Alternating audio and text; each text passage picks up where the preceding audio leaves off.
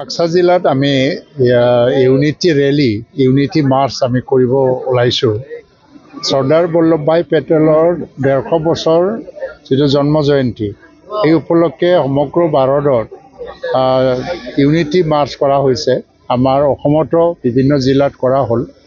Sardar Vallabhbhai Patel Iron Man হিচাপে, লৌহ পুৰুষ হিচাপে জনাজাত।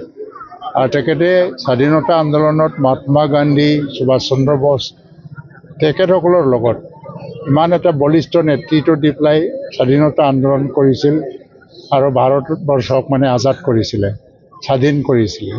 তাৰপিছত যেতিয়া স্বাধীনতাৰ পিছত জৱাহৰলাল নেহৰুৰ নেতৃত্বত প্ৰথমখন ভাৰতৰ চৰকাৰ হ'ল, তেতিয়াও তেখেতে ডেপুটি প্ৰাইম মিনিষ্টাৰ আৰু গৃহমন্ত্ৰী হিচাপে কাম কৰিছিল। আটাইতকৈ ডাঙৰ কথা হ'ল যে এই এক ভাৰত শ্ৰেষ্ঠ ভাৰতৰ যিটো এটা শ্লোগান, যে ভাৰতবৰ্ষখন এক কৰি গ'ল তেওঁ। কাৰণ সেই সময়ত স্বাধীনতাৰ পিছতো কাশ্মীৰ, জম্মু কাশ্মীৰ বা হায়দৰাবাদ বা উত্তৰ পূৰ্বাঞ্চলৰ কিছুমান ৰাজ্যে প্ৰিন্সলি ষ্টেট হিচাপে আছিলে, ভাৰতৰ অংগৰাজ্য হোৱা নাছিল। তেতিয়া গৃহমন্ত্ৰী হিচাপে তেওঁ এটা দায়িত্ব লৈ পেলাই সকলো অঞ্চলত গৈ হায়দৰাবাদৰ লগতে হওক বা জম্মু কাশ্মীৰৰ লগতে হওক এটা এগ্ৰিমেণ্ট কৰি পেলাই ভাৰতৰ অংগৰাজ্য বনালে। বিভিন্ন ৰাজ্যৰ কাৰণে বিভিন্ন চৰ্ত আছিল আৰু সেইকাৰণে ভাৰত আজি একত্ৰিত ভাৰত।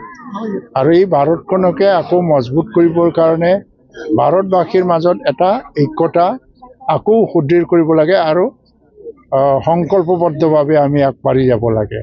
ভাৰত এতিয়া বিশ্বৰ ভিতৰতে 5th ইকনমিক পাৱাৰ আৰু ছায়েন্স টেকন'লজিৰ পৰা আৰম্ভ কৰি এডুকেশ্যন, হেল্থ সকলো ক্ষেত্ৰত ভাৰত আগবাঢ়ি গৈ আছে।